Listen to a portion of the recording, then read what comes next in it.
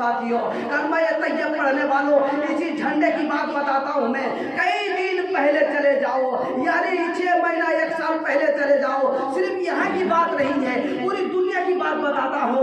दुनिया में जब हुकूमत की बात आती है, गांव में जब हुकूमत की बात आती है, गांव में जब इलेक्शन की बात आती है, गांव में जब पार्टी की बात आती है, तो इसी गांव के मुसलमान भी है, इसी गांव में हिंदू भी है, इसी गांव में कांग्रेस के लीडर भी है, इसी गांव में बीजेपी के लीडर है, इसी गांव में बीजेडी के लीडर है, इसी गांव में आम आदमी पार्टी का लीडर है। जब इलेक्शन का मौका आता है, जब इलेक्शन वोट का मौका आता है, तो कोई कांग्रेस का झंडा लगाता है अपने घर पे, तो कोई बीजेडी का झंडा लगाता है अपने घर पे, तो कोई आम आदमी पार्टी का झंडा लगाता है अपने। अरे मुसलमानों, ये तो 5 साल का इलेक्शन है, 10 साल का इलेक्शन नहीं है, 20 साल का इलेक्शन नहीं है, 30 साल का इलेक्शन नहीं है।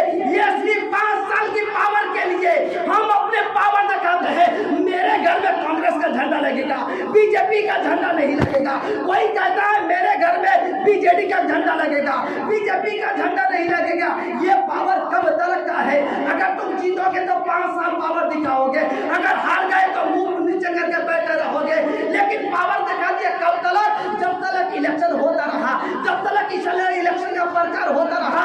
ऐ मुसलमानों, रात की अंधेरी में सोचो, तनाई में सोचो, जब हम 5 साल की पावर के लिए, दुनिया की हुकूमत के लिए, इस झंडे को अपने घर में लहराने के लिए झगड़ा कर देते हैं, बम बारूद लगा देते हैं, यहाँ पे मारपीट हो जाता है, इलेक्शन के लिए केस वाली मुकदमा हो जाता है, न जाने क्या से क्या हो जाता है।